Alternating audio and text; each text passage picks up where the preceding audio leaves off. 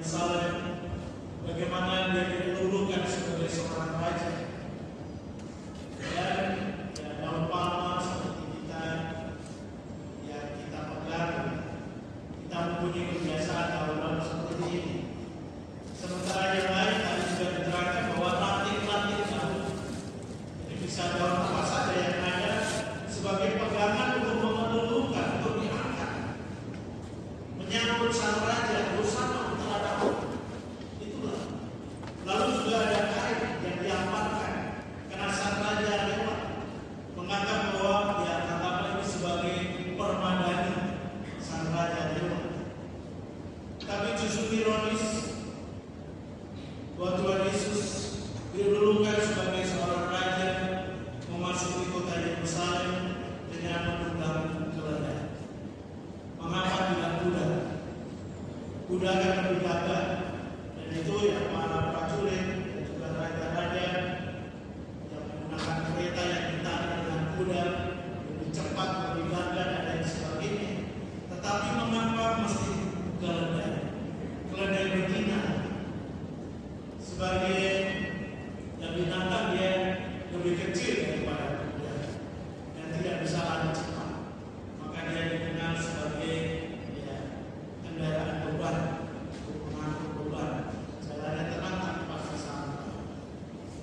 Nah, Bapak Ibu saudara-saudara yang terkasih, ini mau menggambarkan bahwa Tuhan Yesus yang dilulukan sebagai seorang raja adalah bukan sosok pribadi yang mengandalkan kekuasaannya, yang mengandalkan katakanlah tangan besi dengan kekerasan dan lain sebagainya.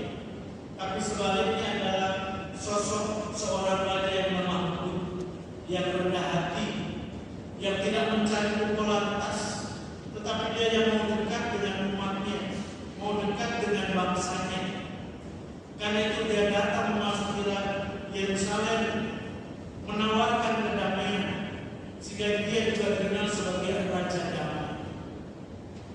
Dan apa yang dilakukan Tuhan Yesus ini, selain begitu banyak orang menyambutnya, tetapi orang juga mempertanyakan siapa dia.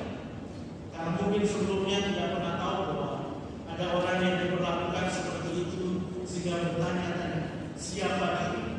Dan tadi diterangkan, dialah Raja Israel, dialah Raja dari Nazaret di Galilea itu.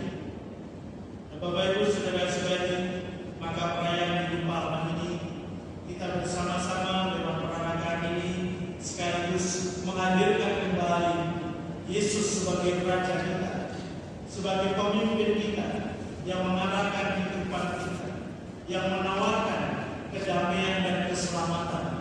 Dan itu pula pesan yang kuat yang kiranya berada di dalam diri kita, sehingga kita menjadi orang-orang yang percaya kepadanya, yang semakin lemah lembut dan rendah hati, karena kita meneladani sang Raja kita, yaitu Yesus Kristus.